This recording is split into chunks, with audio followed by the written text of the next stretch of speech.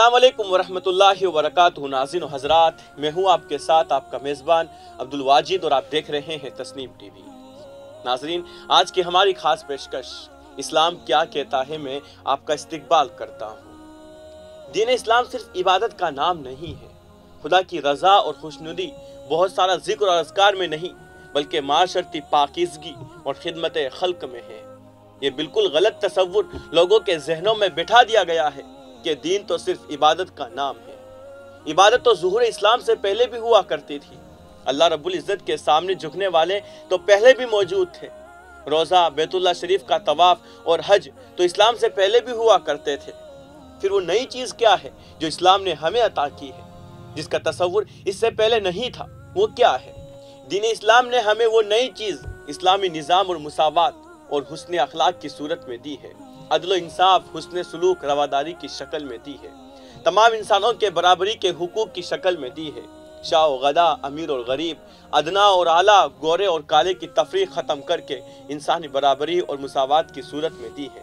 یہ تاریخ انسانی کا پہلا موقع تھا کہ سیدنا بلال رضی اللہ تعالیٰ عنہ حبشہ سے، سیدنا سلمان رضی اللہ تعالیٰ عنہ فارس سے، سیدنا صہیب رضی اللہ تعالیٰ عنہ روم سے بطور غلام آ کر عرب کے تاجروں، عرب کے سرداروں اور پیشواؤں کے برابر حقوق حاصل کیے۔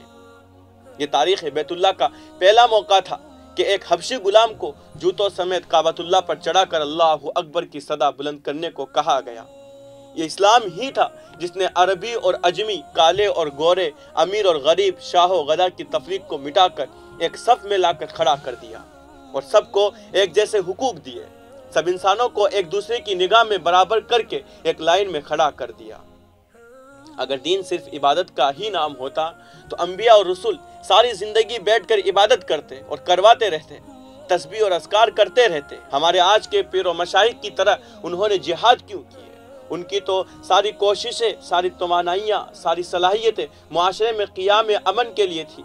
افراد معاشرہ میں باہمی مساوات، بھائی چارہ، حسن سلوک، اچھا برتاؤ، رواداری، انسانی مساوات، قانونی مساوات، معاشی مساوات، ذات پات کی تفریق ختم کرنے کے لیے دن رات ایک کیے۔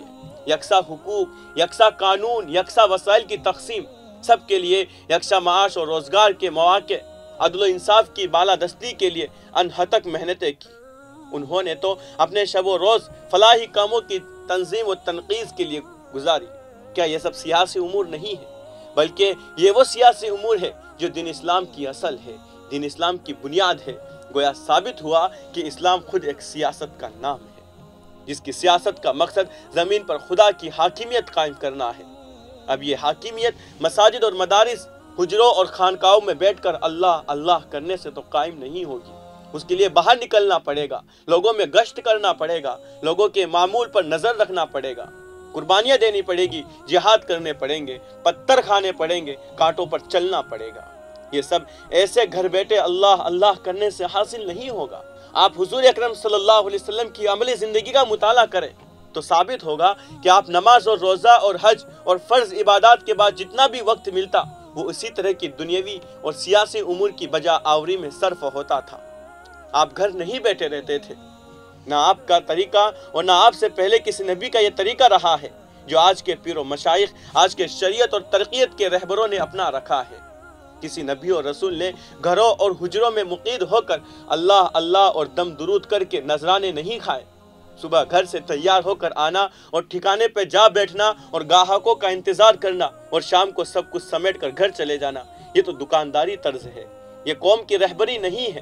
یہ دکاندار لوگوں کا معمول ہے کہ صبح گھر سے تیار ہو کر آئے اور اپنے ٹھیے پر بیٹھے اور شام کو سمیٹ کر چلے گئے۔ یہ دین کی خادموں اور مجاہدوں کا کام نہیں ہے۔ دین کوئی دکانداری نہیں ہے، یہ تو محنت اور مشقت اور جہد مسلسل کا نام ہے۔ خدا کے انبیاء علیہ السلام نے تو ساری زندگی جہاد کیے ہیں، خدا کے دین کے نفاذ کے لیے قربانیاں دی ہے، لوگوں کے معمول پر نظر رکھے ہیں، اور جہاں کہیں کوئی برائی دیکھے اس کی جڑ تک پہنچے اور اس کا خاتمہ کیا ہے۔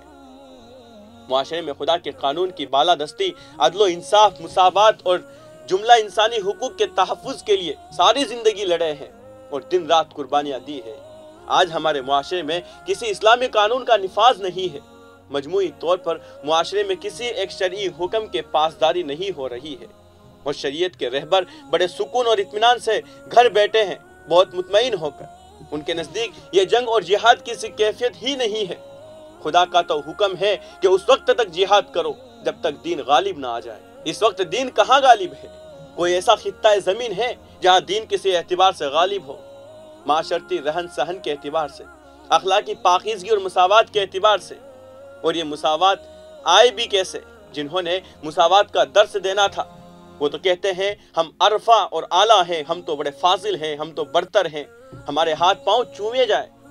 معاشی اعتبار سے یا اکثری اعتبار سے ہمارے سب میدان مغلوب اور سنسان پڑے ہیں، اور کہیں کوئی دین کے مجاہد نظر نہیں پڑتے جو دفاع کرے۔ اگر یہ سب امور دین سے الگ ہوتے تو آپ صلی اللہ علیہ وسلم نے ان کے لیے قربانیاں کیوں دی؟ کیوں لڑے؟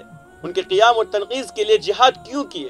ان کے حصول کے لیے جد و جہد کیوں کی؟ ان کے انفاذ کے لیے کیوں چین سے نہیں بیٹھے؟ پتھر کیوں کھائے؟ ذکر و اذکار، تسبیح اور تعریف اور حمد و ثنا تو گھر بیٹھے بڑے سکون اور اطمینان سے کر سکتے تھے نا۔ آج ہمارا ملت اسلامیہ کا سب سے بڑا المیہ یہی ہے کہ ہمارے بڑے کارپرداز، دین کے بڑے ٹھیکیدار، بڑے رہبر اور رہنما، علماء اور پیر و مشائخ، شریعت اور طریقت کے رہبر اور محراب اور منبر والے خطیب اور مولانا حضرات سب کے سب خواب غفلت کی بہت گہری آغوش میں محو نوم ہیں اور بہت گہری نیند سو رہے ہیں۔ ظلم و جفا کی تاریکی، گمراہی اور ضلالت کے بلند باغ شور و گل سن کر بھی ان کی آنکھیں نہیں کھل رہی ہے، بڑے سکون اور اطمینان سے اپنے اپنے سرد خانوں میں مقید ہے اور ملت کے موجودہ صورتحال سے مطمئن نظر آتے ہیں کہ سب ٹھیک ہے، کچھ کرنے کی اور کرانے کی ضرورت نہیں ہے۔ انہیں معاشرے میں کوئی تاریکی، کوئی شر، کوئی برائی، ظلم و جفا کی نظر ہی نہیں آتی ہے کہ یہ جس کے خلاف آواز اٹھائے اور سراپا احتجاج ہو۔ اس سے بڑی اور کم بختی کیا ہو سکتی ہے کہ آج نظام مصطفیٰ صلی اللہ علیہ وسلم کے نفاذ اور ملت کی بیداری اور اصلاح کا نعرہ محراب و منبر سے بھی لگانا چھوڑ دیا گیا ہے۔ محافل اور اجتماعات کے سٹیج ہیں تو وہاں پر بھی صرف شانیں اور فضائل اور کمالات بڑھانے اور بلند کیے جاتے ہیں۔ ایک دوسرے پر تنقید، ایک دوسرے پر کیچڑ اچھالنا، ایک دوسرے کی جڑ کاٹنے میں سرگرم عمل ہے۔ کوئی اتحاد، مفاہمت، روداری، اخوت اور بھائی چارہ کی بات ہی نہیں کرتا ہے۔ آج سب کی صلاحیتیں، سب کی توانائیاں افتراق اور انتشار پھیلانے میں صرف ہو رہی ہے۔ سب ایک دوسرے پر کفر اور شرک اور بدعت کے فتوے دینے میں ماہر ہے۔ ملت کے باہمی اتحاد اور یکجہتی کی تدبیر اور حکمت عملی کسی کے پاس نہیں ہے اور نہ ہی کوئی چاہتا ہے کہ ایسا ممکن ہو۔ اللہ تعالیٰ ہمارا حامی و ناصر ہو۔ تو فی الحال کی اس رپورٹ میں بس اتنا ہی۔ مجھے دیجیے اجازت اور آپ دیکھتے رہیے تسنیم ٹی وی، آپ کے میزبان عبدالواجد کے ساتھ۔ اللہ حافظ۔